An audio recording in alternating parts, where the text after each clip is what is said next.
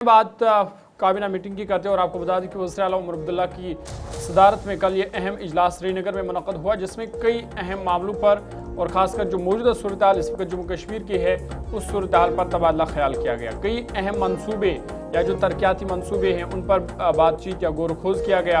और आपको बता दें कि इसमें जो कटरा अमृतसर एक्सप्रेस वे के लिए ज़मीन के हुसूल पर मुआवजे का जो मसला था वो इस अहम मीटिंग में बहस लाया गया, उस पर बातचीत हुई। साथ ही साथ सतवारी पुल के दुकानदारों की जो बाज़ाबतकारी का मामला है वो इस एजेंडे का हिस्सा रहा।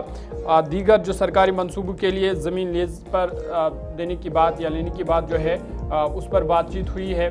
और साथ ही साथ महकमे इकनॉमिक्स एंड स्टैटिस्टिक्स के जॉइंट डायरेक्टर की तरक्की उस पर भी काबीना में इस अहम मीटिंग में बातचीत हुई है। असम्बली इजलास के शेड्यूल पर अगरचे कोई ख़ास बातचीत नहीं हुई है, लेकिन इम्कान ज़ाहिर किया जा रहा है कि सितंबर के वस्त में जो है असम्बली का इजलास जो है वो बुलाया जा सकता है। और आपको बता दें कि काबीना का इजलास वज़ीर आला उमर अब्दुल्ला की सदारत में सिविल सेक्रेटरीट श्रीनगर में ही मुनक़द हुआ, जिसमें नायब बस्ती सतवारी जम्मू में दुकानदारों को national highway authority of India की जानिब से दिल्ली अमृतसर कटरा जो एक्सप्रेस है ज़मीन के हुसूल पर मुआवजे से मुतल्लिक़ मामला पर गौर किया गया है। ज़राए के मुताबिक काबीना ने सतवारी पुल के दुकानदारों की बाज़ाबतकारी, महकमा इकॉनमिक्स एंड स्टैटिस्टिक्स की जॉइंट डायरेक्टर की तरक्की, सरकारी मनसूबों के लिए रियासती ज़मीन पर लीज़ पर देने जैसे अमूर पर भी बातचीत की है। इजलास के एजेंडे में असम्बली इजलास के शेड्यूल से मुतल्लिक़ कोई तजवीज़ शामिल नहीं थी, ताहम इम्कान ज़ाहिर किया जा रहा है कि अगला असम्बली इजलास सितंबर के वस्त में बुलाया जा सकता है, जिस पर फैसला आइंदा काबीना मीटिंग में मुतवक्का है। और इसके अलावा भी कई दीगर मामले हैं खासकर जम्मू कश्मीर की तरक्की के हवाले से, जिस पर इस अहम मीटिंग में बातचीत हुई है, जिसकी सदारत वज़ीर आला उमर अब्दुल्ला ने की। नायब वज़ीर आला सुरेंद्र कुमार चौधरी समेत जो तमाम काबीनी वज़रा और चीफ सेक्रेटरी अतुल डुलू जो है वो इस अहम इजलास में शामिल थे और इजलास में अहम मामलों पर और जम्मू कश्मीर के मौजूदा सूरत हाल पर तबादला ख्याल किया गया है।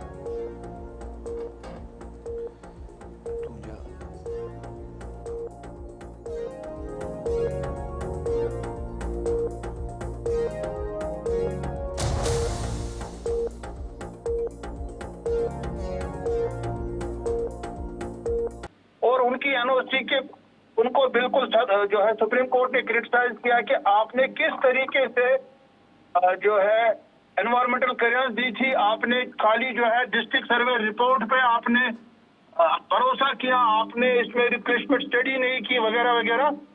तो वो अलग मसला है, इंशाल्लाह उनके खिलाफ भी हम कार्रवाई करेंगे। कहाँ कहाँ उनकी लैप्सेस हुई थी उसके खिलाफ हम अलग से केस दायर करेंगे। जम्मू कश्मीर का जो एनवायरमेंटल इम्पैक्ट असेसमेंट अथॉरिटी है और एनवायरमेंटल अप्राइजल कमेटी है, इसमें बड़े बड़े लोग हैं, प्रोफेसर हैं, साइंटिस्ट होते हैं। ये अगर ये भी ऐसा ही काम करेंगे तो हम जो है एतबार हमारा जो है इन इदारों से उठ जाएगा फिर।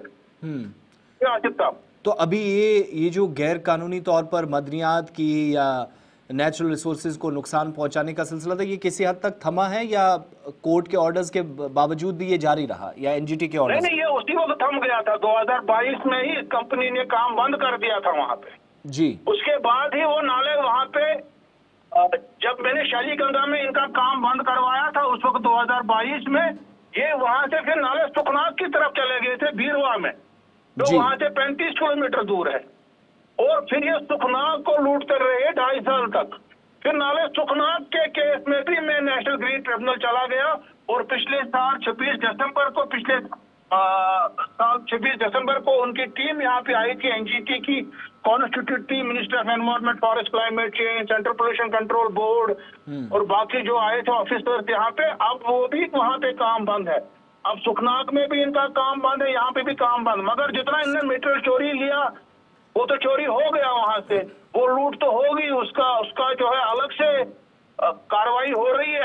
हम भी उसको फाइट कर रहे हैं एनजीटी में, तो उसके लिए हम अलग से जो है एप्लीकेशन भी करेंगे, किया भी है एक केस में नाले सुखनाग में। और जो नुकसान इन्होंने शालीगंगा का 1.5 साल तक किया उस वक्त 2021 से लेकर 2022 तक, उस पे भी जो है इनको सजा मिलेगी इंशाल्लाह जरूर।